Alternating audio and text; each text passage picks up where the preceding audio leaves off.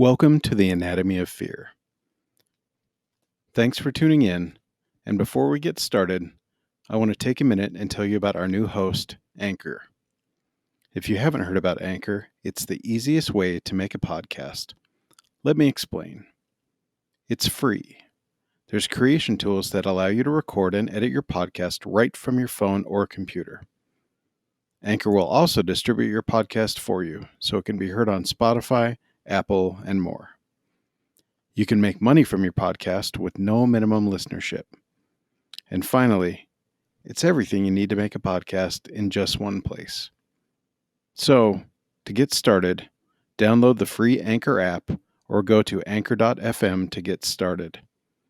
Thanks for tuning in, and welcome to the Anatomy of Fear.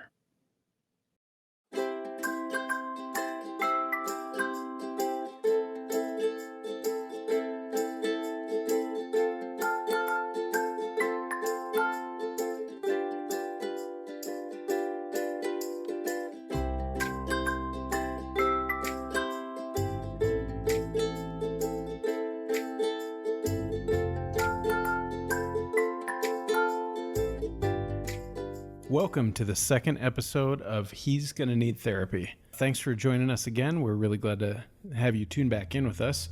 This is, of course, Brandon from the Anatomy of Fear, and with me is my co-host, Joey. Joey, how's it going? Good. Good. I'm excited to be back doing this with you. Yeah. The last time we did this, I feel like that was a while ago, like a couple months ago. And I'm pretty sure we said we'd try and do it every couple weeks, and we have failed at that. But that's okay. We don't care. It was actually May 5th was the last episode that we put out. So it was a while ago. So it's not that bad. It's still more frequent than the Anatomy of Fear puts out episodes, so that's okay. But again, thanks for tuning back in. We did get a comment from someone, and Joey, do you want to go ahead and read the comment, and did you want to respond back to it? Yes. Okay.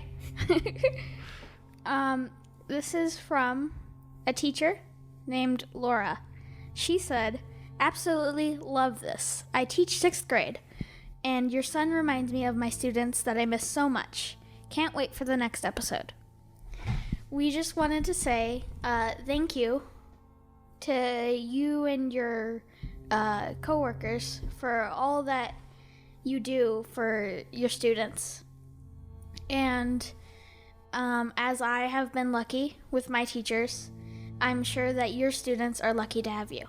So, yeah, that's it. That's very nice. Thank you. I feel like you've been pretty lucky with all of your teachers. I know you had one teacher that was a little bit of a challenge at the beginning, but eventually you kind of figured each other out, but you've been really lucky. So, yeah, my biological father, who you never met because he died a long time ago, was a teacher. So I have immense respect for teachers. And so just thanks for what you do and keep doing it. So we're now in month 3 or something of pandemic 2020, and you're not in school. No. You're just sitting around doing nothing. Yeah. And I'm still working, and Mom's working, and you're going to school too. Yeah, and I'm back in school as well. So we're keeping busy here. So on this episode, we are going to do 2 quick reviews. Just kind of like we mentioned last time. First up, we're going to be covering 1989's The Wizard, directed by Todd Holland. Written by David Chisholm and starring Fred Savage, Christian Slater, Jenny Lewis, Beau Bridges, and Luke Edwards. And it was also Tobey Maguire's film debut. Yeah. Okay, here's our synopsis from the IMDb. A boy and his brother run away from home and hitch cross-country with the help of a girl they meet to compete in the Ultimate Video Game Championship. So I will have to say that this movie was a huge favorite of mine growing up, and this is how we as kids learned about Super Mario Bros. 3, which is one of the most important games of all time, and it was launched through this movie. So when it comes to corporate sponsorship movies, this one's pretty cool. Probably a little cooler than the other corporate sponsored movie around this time, which is Mac and Me. Yes. So would you rather watch a Nintendo movie or a McDonald's movie? Nintendo movie. Okay, yeah, I agree. So we'll just do a quick run through the plot, and then we'll do some thoughts. And I'm just going to pretty much just go from Wikipedia here. So even though I've seen this movie like 8,000 times. So it starts off and you have this little boy named Jimmy. And you eventually find out that Jimmy has PTSD. And it was his little sister or his twin sister drowned. So he's pretty messed up about the whole thing. And the family is split up. So you have older brothers Nick and Corey. And so that played by Fred Savage and Christian Slater. You have Jimmy who's he's at a hospital or mental institution trying to get help.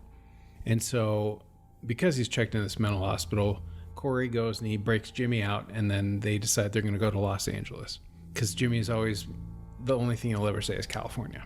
So he's like, all right, let's go to Los Angeles. So they start heading out. There's this weird bounty hunter dude who's like the least intimidating bounty hunter of all time, and he wears bolo necklaces, and he's kind of a douche. So he's hired by Jimmy's mom and stepfather to try and find him. So as they're traveling, they run into a girl named Haley, and she's also just on the road, and she's from Reno, Nevada. And so they find out that Jimmy is really good at video games, and so they start playing other people in video games, and then they find out that there's a huge video game tournament called Video Armageddon in LA. So like, all right, we got to get to LA. Gotta go. So they start hitchhiking, betting people along the way. They meet some kid named Lucas, who's like a video game master, and that messes with Jimmy, and that's where you get to see the Power Glove. What did you think of the Power Glove? It was strange. Would you want to play video games with the Power Glove? No, it looks too hard. Yeah, it was hard. It's one of those things. I remember when we got a Power Glove, and I actually think we rented one because back in the day, video stores, you could rent those so you could like check out kind of like a movie. And I think after the first time we played Mike Tyson's Punch Out with it, because you're just sitting there trying to punch and then your arm starts to hurt and you're like, this thing sucks. Yeah. So they get to Reno, and then there's this big guy named Spanky who's adorable. And fun fact, the truck that Spanky drives is the exact same truck from a movie that you have not seen yet, but we will watch.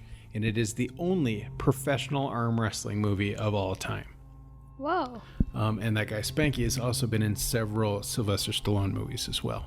Not just Over the Top. So that's your little factoid for the whole thing. Cool. So then they make it to competition just barely. There's things that happen along the way where the dad and the brother are trying to find them. And then there's the douchey bounty hunter guy trying to get them. And then they crash into each other's cars a lot. And yeah. Slash each other's tires. Mm-hmm. Yep. So they make it to the thing, and then they have to play some Ninja Gaiden. And then the guy tries to get him again, and they elude him, and that's when we're introduced to Super Mario Brothers 3.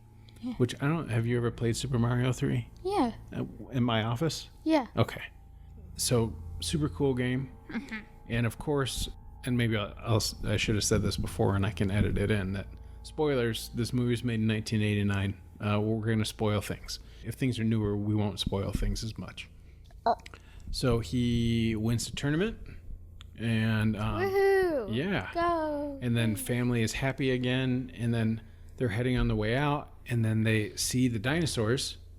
And what other movie are the dinosaurs from? Do you know? Pee-wee's Big Adventure. Yes, Pee-wee's Big Adventure. So that's the dinosaur where the little cafe there. That's where he hears the Large Marge story. Yeah. And then the dinosaurs is where he meets Simone. So yeah, so then it seems like all of a sudden now that Haley is now part of their family because she's like the dad puts her arm around her and they like walk off. So I guess she's just going to be one of the kids now. Yeah. But she kisses Fred Savage. So I don't know. That's kind of weird, man. And then Jimmy leaves his lunchbox there because he's like, my quest is done. I'm done, man. So, and that is my extremely thorough description of the Wizard. He's a wizard. He's a wizard. So, Joe, what are your thoughts of the Wizard? First impressions. I thought it was very sweet. I liked it. Yeah. So, why was it sweet? What did you think was sweet about it? I think because Jimmy and his brother and Haley just helping him through and trying to get him to be happy through the video games and like taking him to the competition, like cheering for him along the way, and then in the end supporting him. I thought that was sweet. It is cool. Yeah. And I've noticed this, and obviously we kind of talked about in the last episode where we talked about some of our favorite films, is you mentioned Onward as being one of your favorite films. So because of the relationship, right? Yeah. So do you think that's why you kind of like this story as well? Because there's this brotherly relationship? Yeah. That's cool. Okay. Anything else? I thought the bounty hunter guy was weird. Yeah. He was creepy. I remember they were at the arcade, and then he walked in there and just picked Haley up, and then started walking out. In the casino arcade? Yeah. I thought that was creepy. Yeah, and the fact that like this guy comes in and grabs a kid and everyone's like, oh, must be okay. Yeah. But then she yelled that he touched her boob or something like that. Yeah. And then that's when things changed. But yeah, just going in and grabbing a small child, I think that's usually something most people would stop or pay attention to. Yeah. Okay. That's it. All right. Well, yeah, I mean, I don't have first impressions because I've seen this tons of times, but it's just a movie that I love. It's a really fun movie. It's one of my favorite theme songs of all time with Send Me an Angel. That's a great 80s song. And maybe we'll squeeze that in here somehow. Ooh. Oh, music. Whoa. Yeah. Unless we get sued for copyright infringement. I mean, it's a cool movie. It's a fun one. And it seems to hold up pretty well, unlike a lot of movies from the 80s. So I'm glad you enjoyed it. Thank you. And I do recommend everyone, if you are a fan of this movie, check out the Shout Factory Special Edition, the collector's edition that came out back in March, and that's the version that we watched. It looks great. It's a really cool release. Okay. And Yeah, let's go to the next movie. yeah, so we're going to take a quick break, and we'll be right back.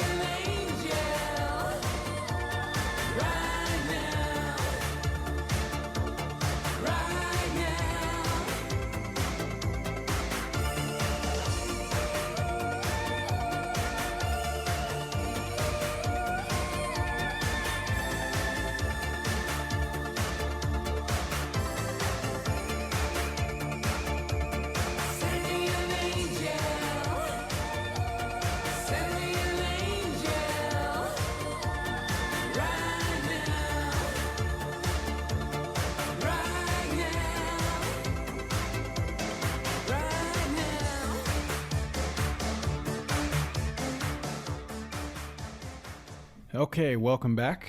And Hello. Hello. For part 2 of this, our next film is 1988's Child's Play, co-written and directed by Tom Holland, and produced by David Kirshner, and a story from Don Mancini. And so this is the first film in the well-known Child's Play franchise, and the first time we get to meet Chucky.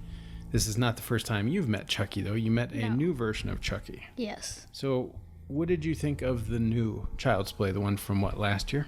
Compared to... No, not compared. Just what did you think about the new Child's Play?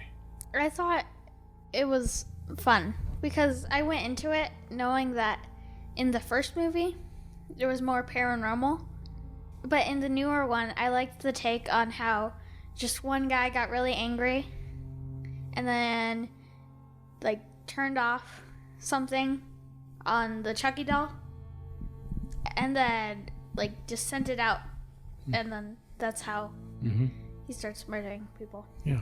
So you liked it. We had a lot of fun. We saw that in the theater. Yeah. One of the movies that may have seemed questionable with me taking a 10 or 11-year-old in, but it was a lot of fun and probably the best theme song of any movie of last year. Oh, yeah. Isn't that your ringtone? Yes, for you. Yeah. Yes. That and that for you and for my wife. So we decided to go back and check out 1988's Child Play.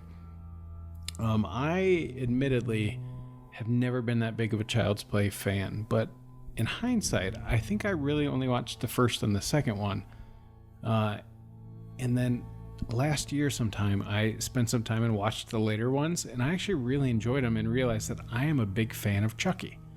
And I think it's maybe a little bit of really liking Brad Dourif as his voice and just kind of the fun. This first one's not quite as fun. It's not quite as campy, and I like the campiness in the other ones, and so maybe we'll get to watch those ones as well. But so it stars Catherine Hicks, Dinah Manoff, Chris Sarandon, Alex Vincent, and of course Brad Dourif as the serial killer at the beginning, and then the voice of Chucky. So let's get our synopsis from the B. Let's go.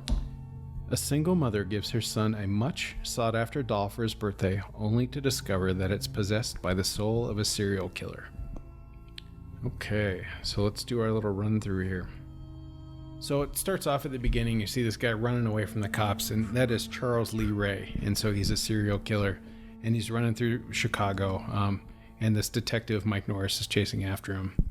And so Charles Lee Ray's accomplice takes off in the getaway vehicle. So Charles is running, and then he breaks into a toy shop. And as he's dying, and the cop's there, he starts performing a voodoo spell. Because, I guess serial killers know voodoo spells. Yeah. He learned it from the... Yeah, the one guy that you meet later. Yeah. Mm-hmm. And then the store gets struck by lightning, and then he goes inside the Chucky doll. We don't know that for a little bit, though. So the next day, then we meet the mom, Karen. She's at work, and her friend's like, "Hey, come on! There's a guy outside selling toys." And so they go out in this alleyway, and but it was Andy's birthday. Yes. And he wanted the doll. Yes. Yeah. Yep. So she wants to get that doll, and so she gets it off this peddler, outside who's selling the doll. Yeah.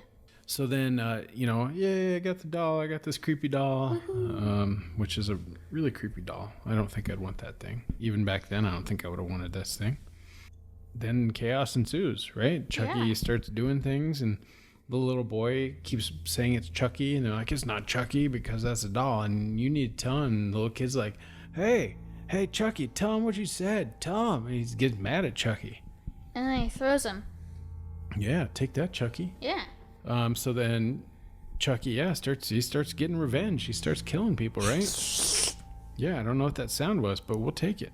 So then Chucky goes back to his former voodoo instructor. That's a job, I guess, a voodoo instructor. Yeah. And he's like, "Hey, I'm a doll now. Like, what am I going to do?" And he's like, "Well, look, the longer you're in that doll, the more kind of human that doll is going to become." And so he's like, "Hey, help me refuse." And then the John guy is like, "No, I'm not going to do that." No. So then Chucky finds out that he has to, through torturing him, and has to murder him, and he's got to transfer his body inside of Andy. Yeah. So then he kills him, and then he escapes, and then Karen and the cops show up and they're trying to find him, and then the guy's dying. He's like, he's in the Chucky doll. You gotta go find him before he takes over your son, and then he dies. Yeah. So then Chucky arrives at the hospital, and then Chucky kills the doctor, and then Andy flees. He runs home. Chucky follows him and knocks him out. Chucky, he's about to take over Andy, right? Yeah. So he's about to possess him, and then the cop and the mom show up, and then Chucky slashes the dude, but then Chucky gets thrown in the fireplace, and then Andy lights Chucky on fire, and they're like, oh, yeah, Chucky, he's dead. Yay. But he just gets crispy. Yeah, then he's just crispier. So they go check on, he's like, oh, let's go check on the cop. But then, yeah, Chucky comes out, and he's all burned, and then Karen shoots him, and then they're like, oh, he's dead. His head comes off. Yeah. Not yet. Yeah. No.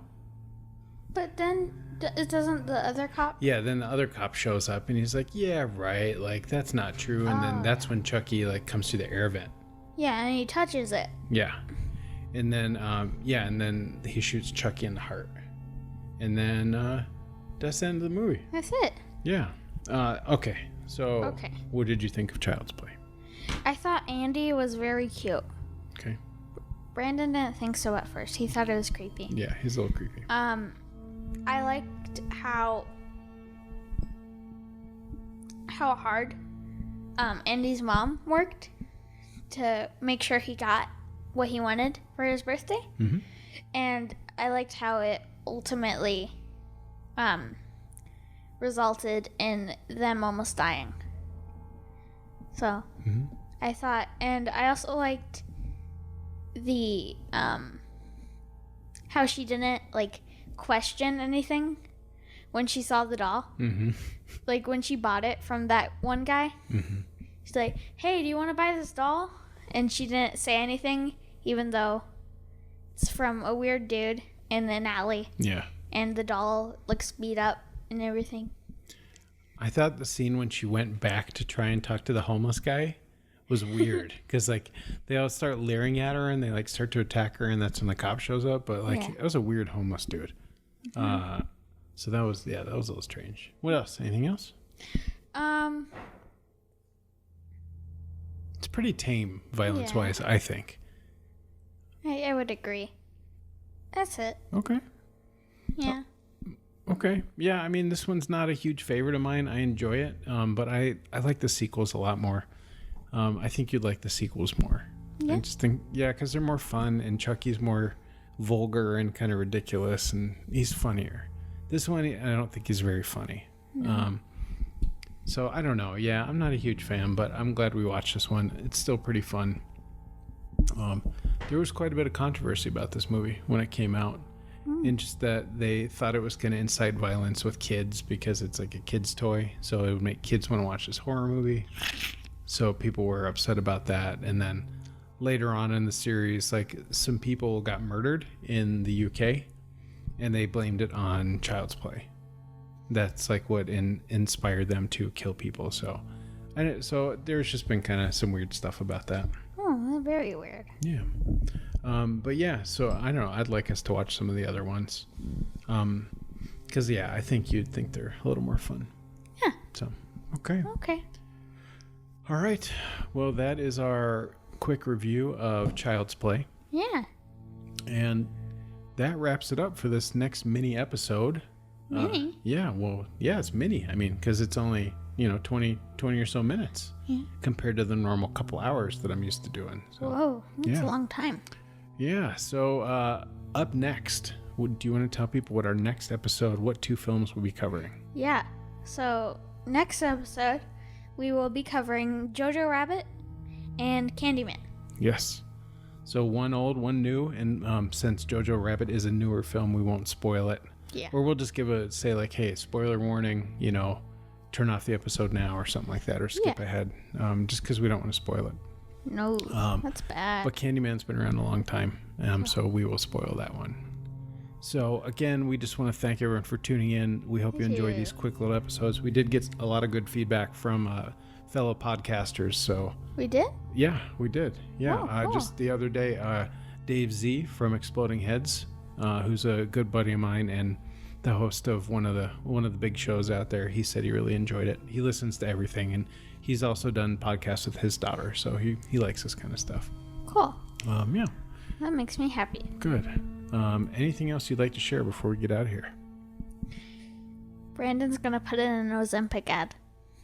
I don't understand any of the words that he just said, but that's most of parenting. It's not really understanding what your child says and then just kind of nodding or saying, yeah. So on that note, thanks for tuning in, and we'll see you guys next time. Bye. Bye.